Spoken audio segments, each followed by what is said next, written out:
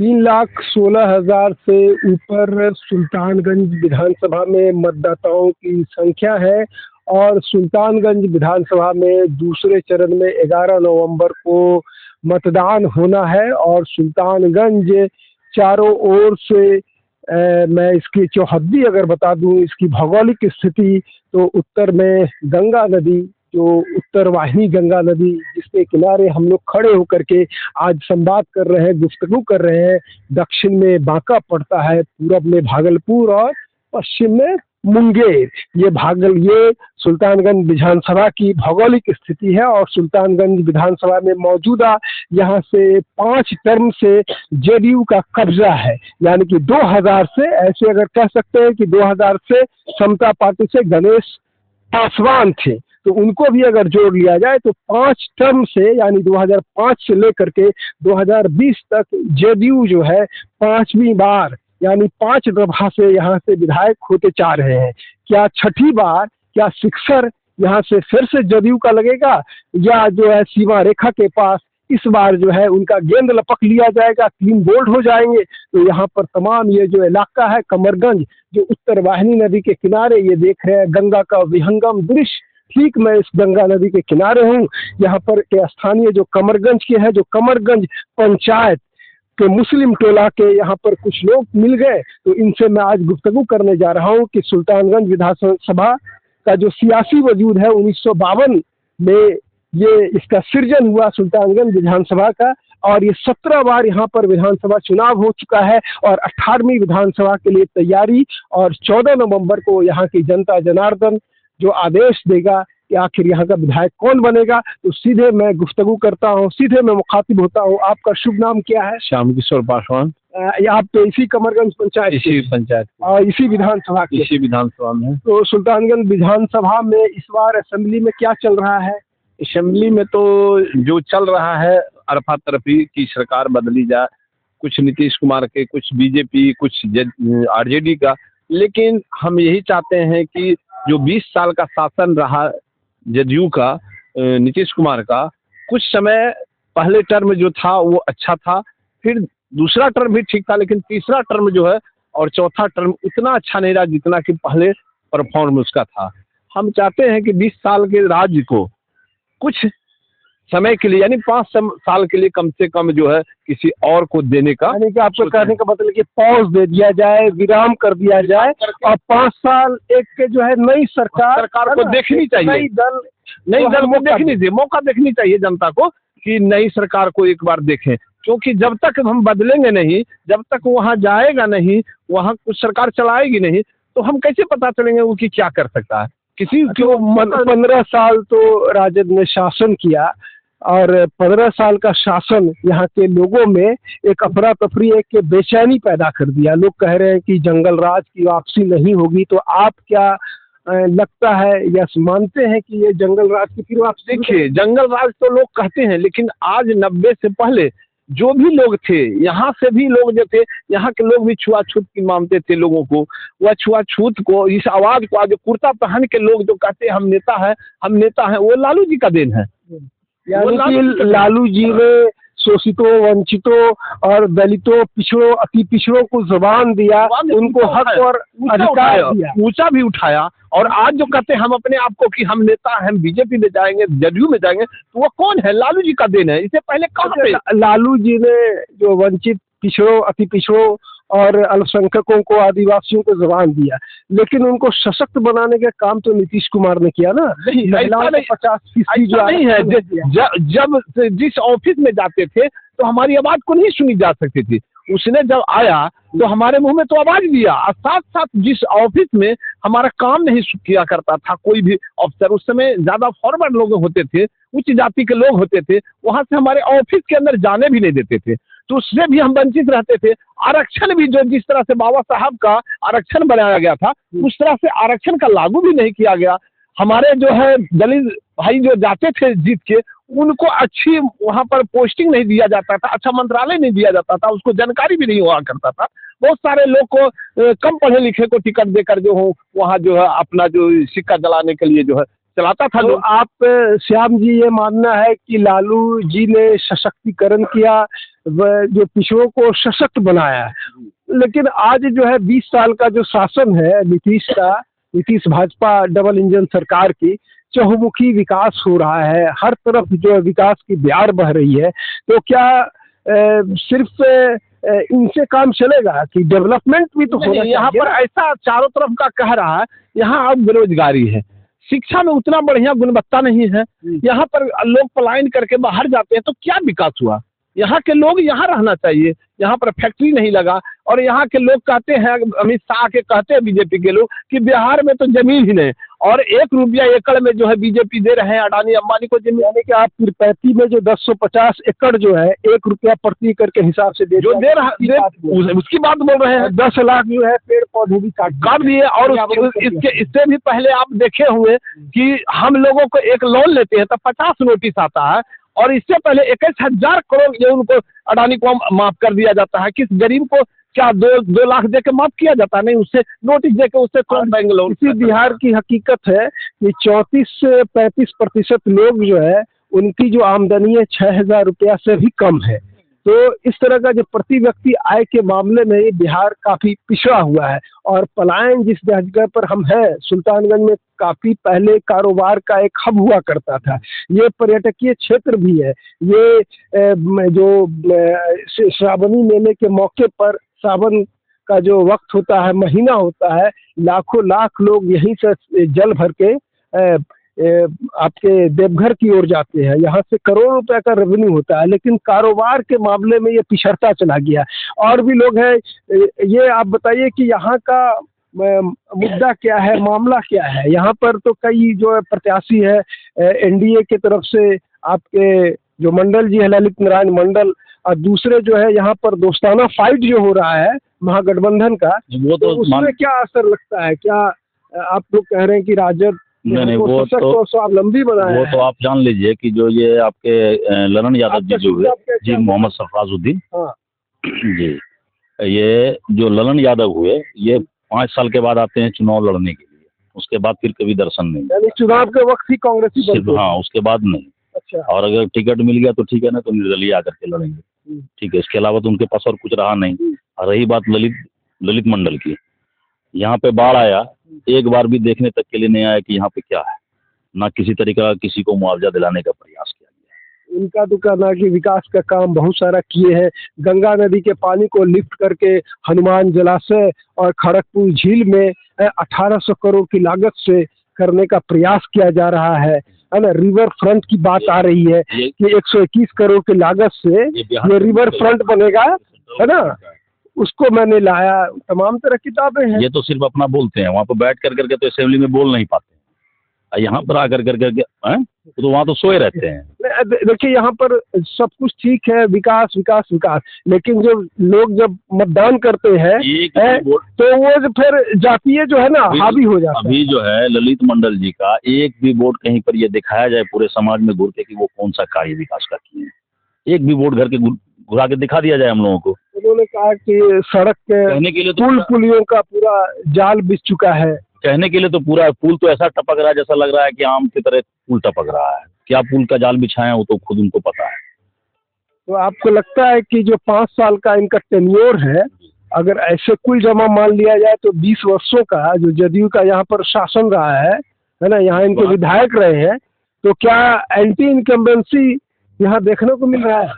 जी हाँ, यहाँ तो मान के चलिए कि हर हालत में इस बार जो है ललित बाबू का यहाँ से सुपड़ा साफ होने लगा है। ललित बाबू का सुपड़ा साफ होने जा रहा है, ये तो आप कह रहे हैं, लेकिन अगर जातीय समीकरण देखते हैं तो कोयरी, कुर्मी, धानुक, है ना, कुल मिला के 65 से 70 हजार वोट है ना। आप ब्राह्मण, भूमियार, कास्ट, ये भी लगभग उतने ही हैं। और फिर दलित महादलित को भी जोड़ दिया जाए, पिछड़ों को जोड़ दिया जाए, तो जातीय आंकड़ा में भी ये तो फिट बैठते हैं। और कुर्मी का तो ये क्षेत्र ही हुआ मंडलों का। देखिए इनका घर पड़ता है मंझली, हाँ ठीक है, वहाँ जाकर करके आप पता कर लीजिएगा कि इनसे उनके गांव का, समाज का लोग इनसे खुश नहीं। अब ये जाति के नाम पे कितना वोट पड़ेगा इस बार, ये समझ में आ जाएगा। अच्छा, एक बात और बता दूं कि यहाँ से जो राजद के कैंडिडेट है चंदन सिन्हा, वो भी कुर्मी है। तो यहाँ के लोगों में ये है कि कुर्मी होने की वजह से कुर्मी वोट में वो सेंधमारी करने में सफल हो पाएंगे, कामयाब हो पाएंगे, और इस वजह से उनकी जीत जो है यहाँ लगभग जो है लोग का कहना है कि वही जीत रहे हैं और उनकी जीत लगभग तय है। ये तो 14 तारीख को पता चलेगा कि किसकी जीत तय है।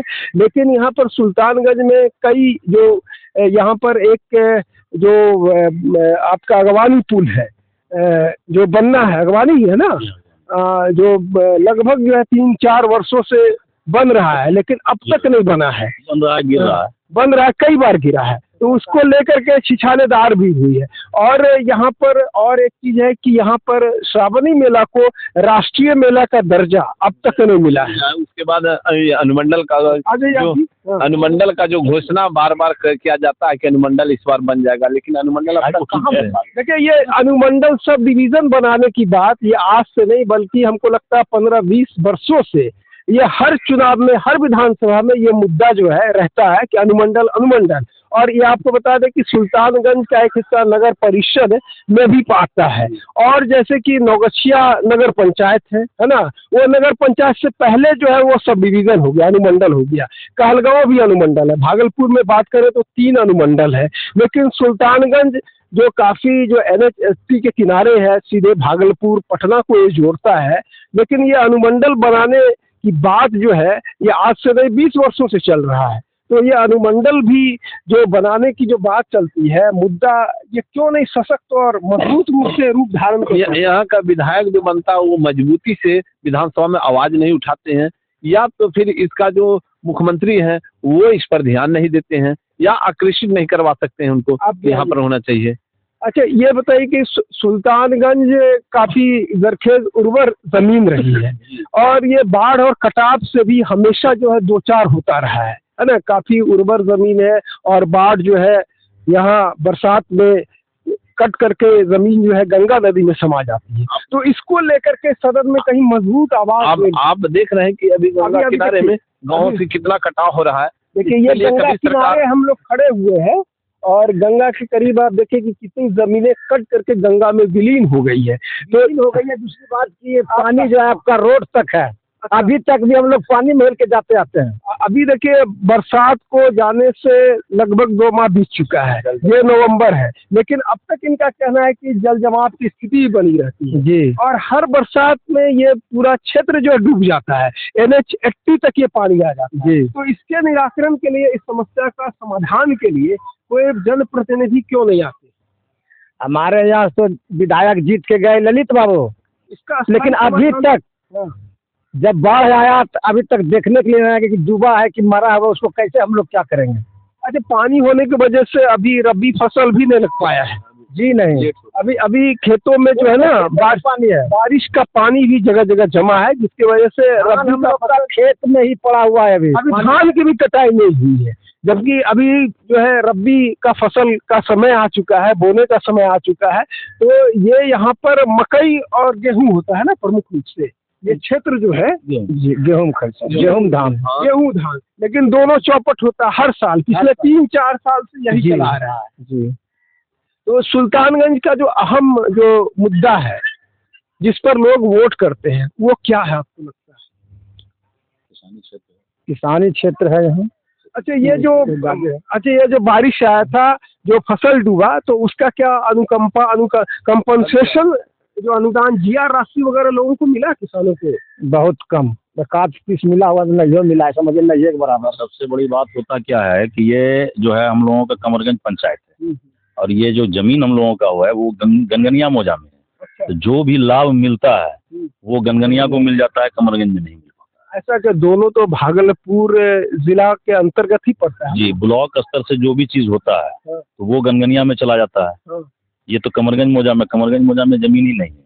अच्छा। यहाँ घर जरूर कमरगंज में है, पंचायत जरूर कमरगंज है, लेकिन जिस जगह पे अभी आप खड़े हैं ये इसका मौजा जो है गनगनिया पड़ता है। इस वजह से आप लोग हम लोग वंचित रह जाते हैं। ये कैसे सही होगा? ये हमारे यहाँ का जो प्रतिनिधित्व कर रहे हैं ये उनको चाहिए कि या तो इसको गनगनिया पंचायत में डाल दे या नहीं तो मेरे मौजा को काट कर करके गनगनिया कमरगंज मौजा में उसको शामिल किया जाए। अच्छा, ये कब से चला आ रहा है? ये पूर्वजों से चला आ रहा है। तो इससे तो आप लोग जो नुकसान में पूरा हम लोगों को नुकसान मिलता है। तो इसके लिए कभी सशक्त आवाज, अगर बाढ़ आता है, घर में पानी जाता है तो ये गनगनिया मौजा में पड़ता है। जो भी चीज़ अगर यहाँ का बीज वगैरह भी कुछ अगर मिलता है तो वो गनगनिया को मिल जाता है, कमरगंज में नहीं मिल पाता है। कमरगंज तो स्वतंत्र है ना, कमरगंज पंचायत है, जी। तो इसका लाभ नहीं मिलता है कमरगंज पंचायत के अंतर। ठीक है, आप जमीन बोल रहे हैं कि मौजा गनगनिया में चला गया। गनगनिया मौजा में जो पड़ता है वो जो रकबे के हिसाब से जो भी चीज़ मिलता है वो तो चला जाता है गनगनिया पंचायत के फंड में। अच्छा। और ये कमरगंज तो रह जाता है वंचित। कमरगंज में जमीन ही नहीं है, और तो इसका जितना शेयर जो रकबा के हिसाब से जो मिलता है सरकार का, तो वो रकबा में रह जाता है। ये तो बड़ा गंभीर मुद्दा है, मसला है जी। जब से अस्तित्व में आया तब से आप लोग ये झेल रहे हैं। तो इसका मजबूत आवाज कौन बनेगा, इसके लिए कौन जो जनप्रतिनिधि होगा, जो जीता हुआ कैंडिडेट मान लेते हैं कि इसको आवाज उठाएगा, या मुखिया हो या फिर आपके जो है क्या कहते हैं विधायक हो, सांसद हो, जो उसको ध्यान देना चाहिए कि यहाँ पे प्रॉब्लम क्या है, क्यों नहीं इसको। विधायक वगैरह को अब तक जो है जो जीत के आए उनको इस मामले से, इस गंभीरता से वाकिफ आप लोगों ने करवाया? सबको जानकारी है इस बात का, लेकिन उसके बाद भी कुछ नहीं। यहाँ जब बाढ़ आता है तो जो भी बाढ़ का ही पैसा अगर किसी को मिलता है तो वो सब गनगनिया में चला जाता है, कमरगंज में बहुत कम। तो ऐसे कितने किसान हैं जो वंचित हो जाते हैं यहाँ? लगभग मान के चलिए ना कि 2-4 किसान को मिलता है, नहीं तो जो आगे पीछे कर करके ले ले, नहीं तो वंचित रह जाता है सब। यानी कि तमाम जो है किसान यहाँ कंपनसेशन से, अनुग्रह राशि से, जीआर राशि से वंचित कर दिए जाते हैं, क्योंकि ये गनगनिया मौजा में ये जमीन पड़ती है। कमरगंज पंचायत भले है, लेकिन ये गनगनिया पंचायत में जमीन आने की वजह से। और कभी भी यहाँ पर एक जो जोरदार ढंग से आवाज जो यहाँ के प्रतिनिधि को उठानी चाहिए थी, और यहाँ के लोग भी जिस तरह से धरना प्रदर्शन करना चाहिए इस मामले को लेकर, अब तक नहीं कर पाए हैं। तो ये सुल्तानगंज ऐसे तो बांका संसदीय क्षेत्र में पड़ता है, लेकिन इसका जिला जो है भागलपुर में आता है। भागलपुर जिले में कुल 7 विधानसभा है, और अगर संसदीय क्षेत्र में ले तो बांका अंतर्गत 6 विधानसभा हल्का पड़ता है। और जब से ये सियासी वजूद में आया 1952 से ही ये इसका राजनीतिक जो परिसीमन है विधानसभा के रूप में ये कायम है सुल्तानगंज का। यहाँ पर 52 से लेकर के 80-85 तक ये कांग्रेस की झोली में रहा। लगातार यहाँ 7 बार कांग्रेस, 85 के बाद जो है 85-90 के बाद जो है कांग्रेस का पंजा जो है इसके पकड़ से ढीली हो गई, और इसके बाद जो है जदयू, समता पार्टी, जदयू लगातार जो है 5 बार, हाँ जनता दल का भी 1 बार था। जनता दल 3 बार रहे, 2 बार विधायक रहे। अच्छा, 2 बार विधायक फणिंदर चौधरी जनता दल से, हालांकि अभी राजद में है। और राजद का जो वजूद जो 1997 में है ना पड़ा, उसके बाद 2 बार के बाद 1 बार जनता दल था, उसके बाद जो है समता पार्टी है, उसके बाद जो समता पार्टी के बाद फिर जदयू ही अभी कायम। और इसका चूंकि अनुमंडल बनाने की बात जो है लोगों में आज से नहीं, समता पार्टी में जब थे गणेश पासवान उस समय जोरों पर था, लेकिन उस समय विपक्ष में चले गए वो समता पार्टी से, और वो आरजेडी में जब से चले गए तो उसे आवाज उठाने वाला कोई ऐसा सांसद। और मैं बता दूं कि समता पार्टी नीतीश कुमार, जॉर्ज फर्नांडिस, शरद बाबू और ब्रह्मानंद मंडल जो बगल के मुंगेर के, समता पार्टी का गठन किया था। फिर समता पार्टी से अलग होकर के ये जदयू बना, जनता दल यूनाइटेड। तो जनता दल यूनाइटेड और समता पार्टी को अगर कहें तो दोनों एक तरह से हुआ। तो यहाँ पर तमाम तरह की समस्याएं हैं, लेकिन उन समस्याओं का निराकरण और समाधान जो है पिछले जब से 70 साल आज़ाद होने से हुआ है। विधानसभा का उत्सर्जन जो 1952 से है, सुल्तानगंज लगातार जो है आगे बढ़ने के बजाय उपेक्षित ही रहा। पहले यहाँ पर दाल और आटा मिल भी हुआ, बहुत सारे यहाँ से मरवाड़ी लोग चले गए, यहाँ दाल मिल हुआ करता था, यहाँ पर सारे लोग का बिजनेस बढ़िया हुआ करता था, यहाँ पर मालगाड़ी से जो है रेक का कटता था, उस समय अनाज लोडिंग होता था। लेकिन ये सब 90 से वो पहले से ही ऐसा होने लगा कि लोग जो है 90 में आकर के खत्म हो गया, 90 से पहले खत्म हो गया। तो ये बहुत एक बड़ा अनाज मंडी के रूप में भी सुल्तानगंज जाना जाता था, इसलिए कि अगवानी से मार्केटिंग के लिए बहुत सारे लोग अनाज इस पार आते थे, और यहाँ तक मालगाड़ी आता था, क्या कहते हैं अपने रेक आता था उसके लिए, लोडिंग के लिए।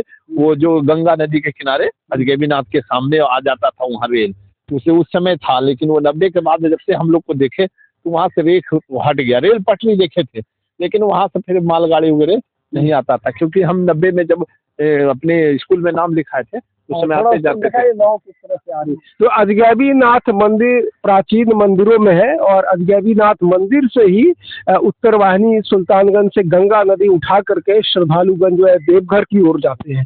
तो रास्ता तो बहुत सारे बन गए हैं देवघर जाने के लिए, लेकिन जो पहले उद्योग धंधा जो कारोबार था वो सब धीरे धीरे समय समय जो है सिमट के रह गया और उसका वजह ये है कि आज जो है लोग पलायन करने के लिए मजबूर है।